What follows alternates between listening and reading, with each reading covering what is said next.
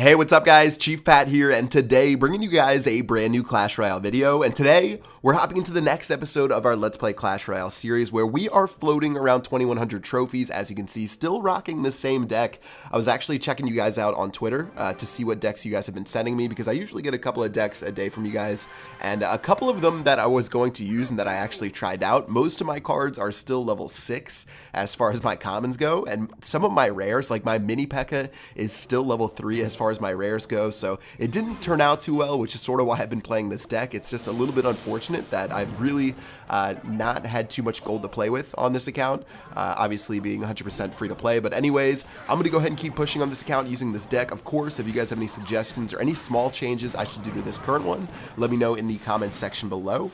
But let's go and start off against Anson, where again, looks like he did a little bit of a push down the left-hand lane. We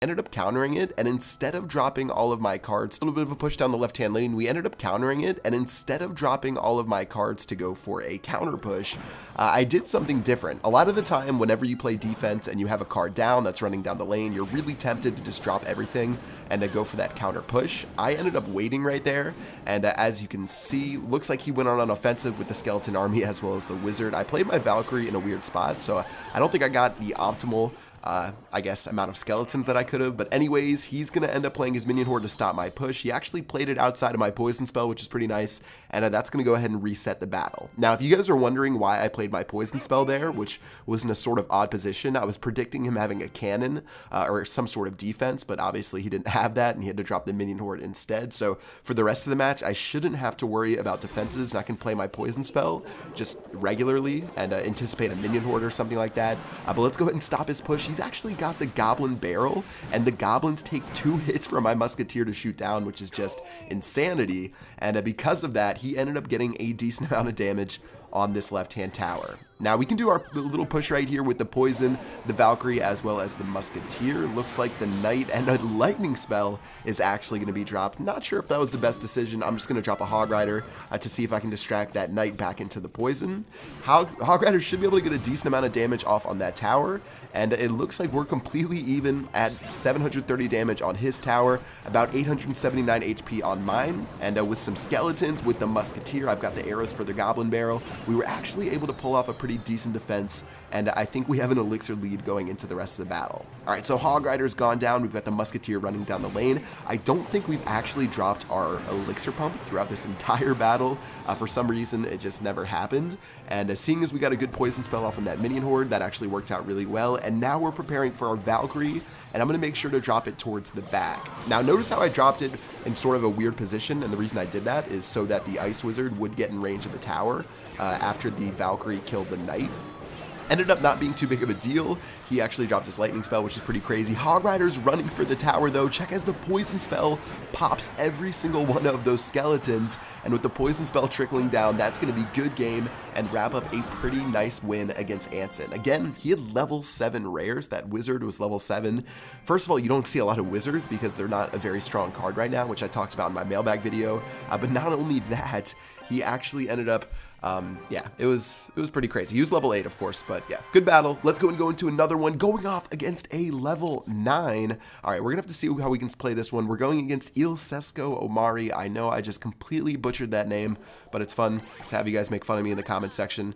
Starting off with the Valkyrie, let's see what he plays. He's gonna drop a Giants. I'm guessing he's gonna do Giant Balloon, which is a really common strategy right now, so I'll prepare my cannon. And as the cannon goes down, you're gonna see that he actually has a Sparky. Now, if you guys have seen previous Let's Play videos, this deck is extremely weak against Sparky. Sparky, the only defense I have for Sparky in this deck is skeletons, and notice how I play my skeletons. I play the skeletons so they end up distracting the Sparky, but the Sparky still kills my musketeer and does like so much damage against my tower. Well, alright, well that's going to do it for the first push right there. A little bit unlucky. I could have played my musketeer in a better spot, but I thought I had him stopped with those 1 elixir skeletons. If you notice what I did with the skeletons, you have to drop them right on top of the Sparky so they surround it. If you drop it in front of the Sparky, it's obviously not going to work out too well. But still, things are okay. We cannot take another shot on our left-hand tower, or else this one is going to be pretty much over because the Sparky's going to take me down no matter what I do. Alright, so Cannon in the center, obviously he's going to go for another giant Sparky push. This time he opts to go for the left-hand side, and notice what he does. He plays those Fire Spirits, which are super annoying for me to deal with because, the Skeletons are the only counter in my deck for his Sparky. That's literally the only thing I can do against the Sparky. And of course, the Sparky is going to get a Rage Spell on top of him. Whoa, that was definitely unexpected, but I thought the tower was going to go down. We actually ended up saving it, but still, even though our Hog Rider took that tower down to 1135 HP, the other tower on the right-hand side is now down to 807 HP as well. So this one, we have to take out the right-hand tower, obviously, to win this game, and if we even lose one of our towers, we're probably just going to lose no matter what, just for the fact that he's going to be able to take out our tower so easily, because having 800 on each, it really is sort of do or die for the rest of this. Let's play our Hog Rider. I played some quick arrows. They weren't the most accurate, but they did get the job done. Valkyrie's going to go down just a half second too late.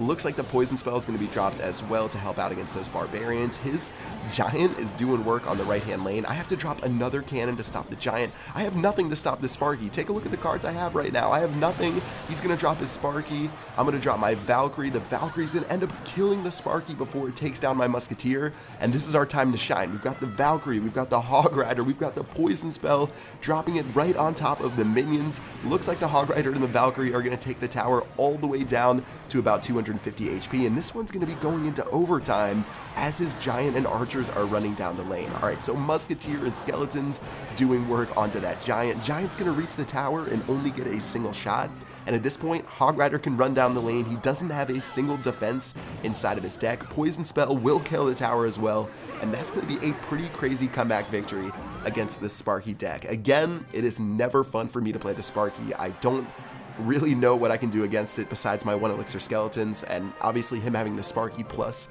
those Fire Spirits meant it was a pretty deadly combo, and I definitely recommend if you guys have the Sparky, try out that combination because it's a pretty cool one. But let's go and get into one more battle for the day against a level 8 and to see how this one can turn out. Alright, so starting hand, obviously the Valkyrie is the only card that we can play unless you went for a quick drop. Let's go ahead and play the Valkyrie in the very back. Looks like we've got only another choice in the Musketeer, but he has another Sparky, and that Sparky is just going to one-shot my Valkyrie, and yeah, it's pretty much a loss of 4 elixir for me no matter what I do. So not having the zap, not having the free spell, not having barbarians, those are the 3 best counters to the Sparky. I can't do anything about the minion horde right here, honestly, so I'm just going to take some damage on my tower, and this is where he goes for another Sparky giant push, and dropping my skeletons. I'm trying to do the best that I can, but this is going to be rough. Alright, Valkyrie's going to help out against the Sparky. Going to end up taking it out before it gets a shot off against the tower. Obviously, on the left-hand side, we got a little bit of damage against his tower, but his giant is so strong, and the giant's going to take my tower down to 1250 HP. Now, we haven't played many elixir pumps during these battles that we played. Did we play one in the last battle? I'm not even sure. We might have played one, if any, and now that he has the Spear Goblins, I can't afford to take that damage like I normally would, because the tower's down to 1200 HP. We're still going to take